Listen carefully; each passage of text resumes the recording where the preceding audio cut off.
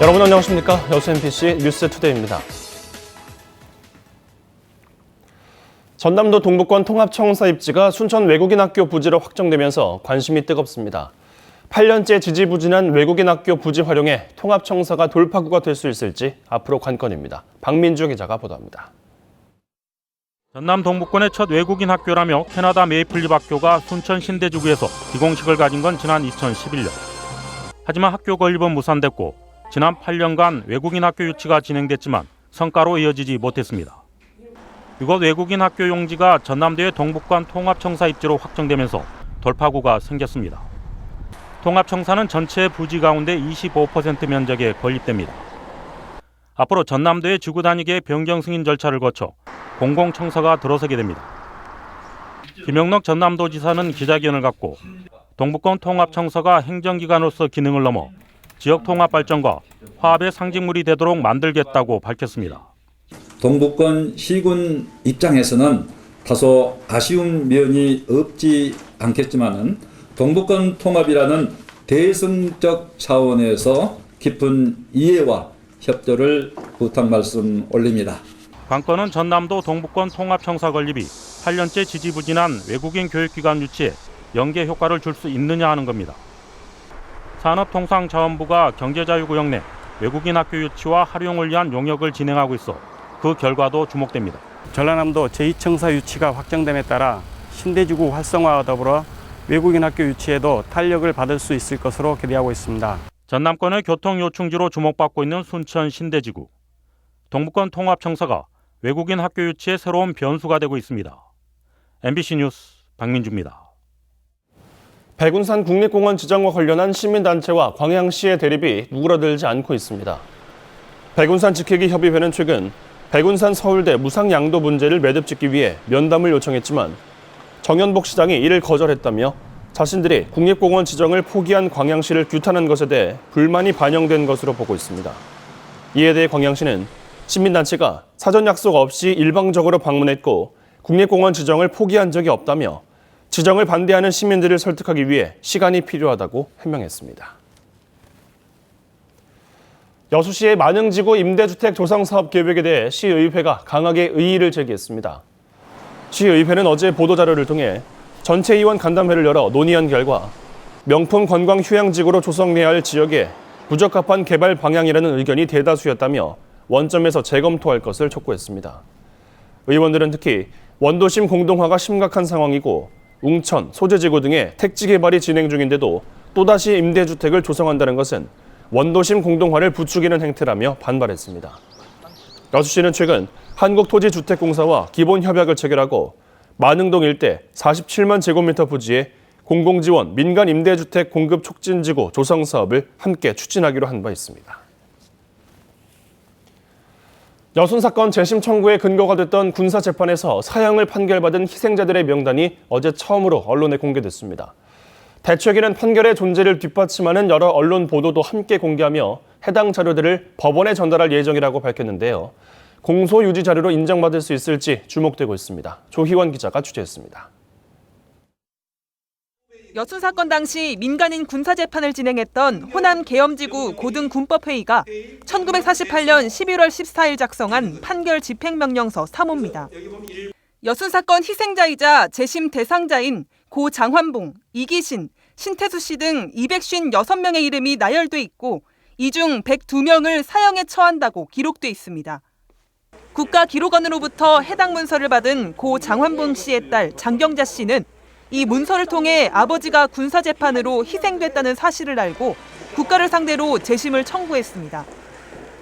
지난 4월 29일 열린 1차 공판준비기일 이후 관련 자료조사에 들어간 재심대책위원회는 다수의 언론 보도 자료를 통해 당시 민간인에 대한 군사재판이 적어도 10차례 이상 있었다는 기록을 찾아냈습니다.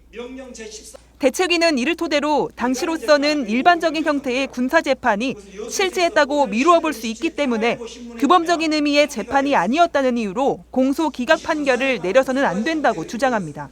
이미 군사재판이 있었다는 것을 여러 상황에서 통해서 우리는 확인했고 이걸 통해서 재판부가 공소 기각 판결이 아닌 정확한 유무죄 판결을 해야 된다고 말입니다.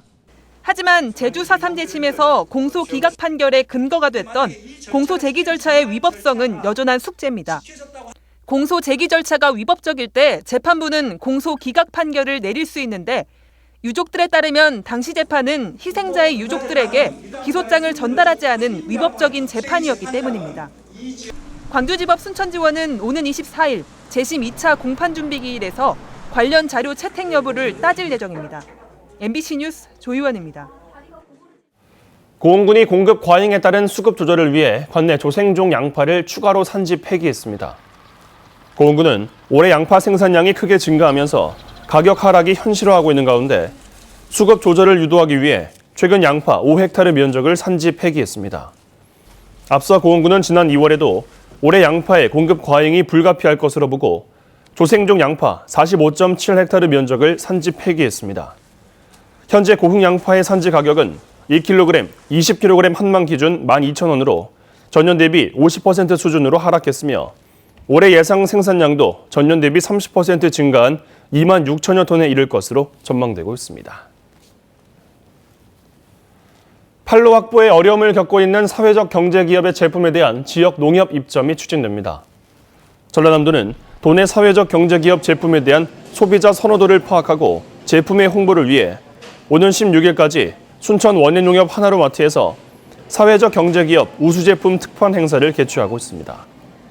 한편 전남도는 도내 사회적 경제기업의 안정적인 기업 경영 활동을 돕기 위해 지난 4월 관계기관 단체와 업무 협약을 체결하고 목포 유통센터와 함께 순천 나주농협의 입점을 추진하고 있습니다. 여름철 문어잡이철을 맞고도 지역 어민들은 즐겁지 않습니다. 어족자원 보호를 하기 위한 수산자원관리법 시행령 개정안이 입법 예고되면서 내년부터는 300g 미만의 참문어는 잡을 수가 없기 때문인데요. 어민들은 지나친 규제라며 반발하고 있습니다. 강서영 기자가 취재했습니다. 여수 앞바다에서 단지를 이용한 문어잡이가 한창입니다. 모터에 줄을 걸자 펄에 묻혀있던 문어 단지들이 물 위로 올라옵니다. 단지 안에 진흙과 함께 있던 문어가 튕겨져 나옵니다. 문어의 습성을 이용한 전통적 어업 방식입니다. 어민들은 당장 내년이 걱정입니다. 300g 미만의 참문어 어획을 금지하는 수산자원관리법 시행령 개정안이 내년부터 시행될 예정이기 때문입니다. 어민들은 짧은 시간 빠르게 움직이는 단지 어업의 특성상 일일이 300g을 구분해서 조업하기 어렵다며 이 같은 시행령에 반발하고 있습니다. 그럼 문어가 알다시피 여기서 빠져나와요. 빠져나오면 저렇게 들어가요. 물칸으로 들어가는데 기도선이나 누가 와가지고 한 마리 꺼내봐라 그래갖고 제일 작은 꺼내면 300g 이하가 된다는 거지. 그럼 우리는 오늘 범죄자예요. 또 문어만 잡아야 하는 단지 어업인들이 다른 물고기도 함께 잡을 수 있는 통발 어업 등과 동일한 기준으로 규제를 적용받는 것은 부당하다는 입장입니다. 통발이나 그다음에 선상 낚시 하시는 분들하고는 또 달라요. 우리 그 문어단지 어구어법이 관리 감독을 할 수 있는 사람들의 편의에 서서 그냥 무조건 300g을 정한다는 자체가 이게 앞뒤가 안 맞는 거지. 이에 대해 해양수산부는 참문어 어획량이 10년 전에 비해 절반 가까이 줄어든 상황에서 참문어 어획 규제가 필요하다는 입장입니다. 또 300g이라는 포획 제한 무게도 작은 문어가 잡히는 단지 어업에 맞춘 기준이기 때문에 큰 문제는 없다고 강조합니다. 하지만 아직은 입법 예고 단계인 만큼 어민들의 목소리를 지속적으로 수렴해 시행령 내용이나 적용 시기를 검토할 계획이라고 밝혔습니다. MBC 뉴스 강서영입니다. 광양만권 경제자유구역청을 비롯한 전국 7개 경제청이 경제자유구역 발전을 위한 공동 건의문을 채택하고 이를 정부에 전달했습니다. 전국 경제자유구역청장협의회는 건의문에서 공항과 항만 배후단지를 경제자유구역청이 주도적으로 개발할 수 있도록 관리권자를 산업통상자원부 장관으로 일원화해 줄 것을 요구했습니다. 협의회는 이어 경제자유구역 활성화를 위해 정부나 지자체가 지원할 수 있는 기반시설이 도로와 항만 등으로 제한돼 있다며 특별법을 개정해 기업 지원 시설도 포함시켜야 한다고 주장했습니다. 국제 스포츠 대회 개회식은 개최 국가와 도시를 세계에 알리는 기회로 활용합니다. 역사와 문화, 최첨단 기술을 뽐내는 자리이기도 한데요. 광주 세계 수영대회에서는 어떤 비장의 카드가 준비되고 있을까요? 송정근 기자가 알아봤습니다. 2년 전 헝가리 부다페스트에서 열린 세계 수영대회 개회식은 다뉴브 강이 무대였습니다. 아름다운 야경을 배경으로 삼아 여러 공연들을 선보였는데 콘텐츠보다 더 주목받은 건 도시의 화려한 경관이었습니다. 지난해 평창 동계올림픽에서는 하늘을 수놓은 드론 오륜기가 보는 이들의 감탄을 자아냈습니다. 고구려 고분벽화에서 따왔다는 인면조 역시 강렬한 인상을 남겼습니다. 한 달 뒤 광주여대 다목적 체육관에서 열리는 세계 수영대회 개회식은 실내라는 무대의 한계를 극복하기 위해 관객들이 마치 물속에 들어와 있는 느낌이 들도록 꾸며집니다. 특히 쏟아지는 물줄기를 이용한 아쿠아 그래픽과 사람이 날아다니는 듯한 효과를 내는 3D 플라잉 등 최첨단 기술을 동원한 화려한 퍼포먼스가 준비되고 있습니다. 이번에 저희가 처음으로 외국의 그 유명한 그 공연 그 기술팀과 같이 함께 해가지고 하게 됐습니다. 여기에 미디어 아트를 비롯한 다양한 장르의 아티스트들이 참여해 예양광주의 진면목과 함께 한 편의 드라마를 선보인다는 계획입니다. 비공개로 무대를 설치하고 있는 대회 조직위는 구체적인 시나리오를 비밀에 붙인 채 다음 주부터 본격적으로 리허설에 들어갑니다. MBC 뉴스 송정근입니다. 정치에 대한 청소년들의 관심을 유도하기 위해 토론회 장이 마련됩니다. 전남 선거방송토론위원회는 오는 30일까지 도내 고등학생들을 추천받아 최근 현안이 되고 있는 국회의원 국민소환제 도입을 주제로 토론 대회를 개최한다고 밝혔습니다. 이번 대회는 다음 달 18일 여수 MBC 공개홀에서 열리며 수상자들에게는 상금과 함께 전국대회 참가 자격이 주어집니다. 전남 동부 지역 청각 언어장애 어르신들을 위한 농아노인복지센터가 설치돼 운영됩니다. 전라남도는 장애 특성상 장애인 복지관, 경로당, 사회복지시설 등 사회 서비스 이용에 제약을 받고 있는 청각 언어장애 어르신의 사회활동 참여를 돕고 재활교육, 쉼터의 역할을 할 수 있는 동부권 농아노인복지센터를 올 하반기 농아인협회 순천 지부에 설치해 운영하기로 했습니다. 현재 전남 지역 청각 언어장애인은 모두 2만 600여 명으로 전체 장애인의 15%를 차지하고 있습니다. 여수 이순신 광장에 설치된 고 이희우 여사 분향소에 조문객들의 발길이 이어지고 있습니다.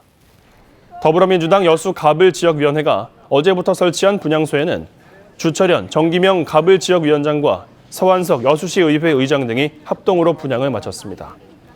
순천시와 광양시도 연양동 좋은프라자 광장과 시청 야외 공연장에 각각 분향소를 설치해 조문객들을 맞고 있으며 각 분향소는 발인 1일 14일 9시까지 운영됩니다. 고흥에서 여수 간 연륙 연도교 개통을 앞두고 고흥군이 관광객 유치를 위한 전략사업 추진에 나섰습니다. 고흥군은 올해 말 고흥 여수 연륙 연도교 부분 개통을 앞두고 마케팅 수용 태세 콘텐츠 등 핵심 사업 3개 분야에 온 오프라인 홍보, 고흥 여수 마라톤 대회, 남열 해돋이 둘레길 걷기 축제 등 26개 사업을 중점 추진하기로 했습니다.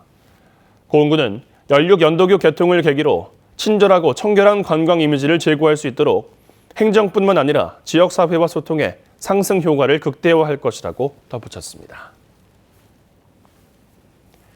광양시가 소상공인들의 경쟁력을 높이기 위해 지원 사업을 추진합니다. 광양시는 경기 침체로 소상공인들의 경영 상황이 좋지 않은 것으로 보고 노후 장비 교체와 공동시설물 개선 등에 최대 1,000만 원까지 지원해 상가 활성화에 나설 계획입니다.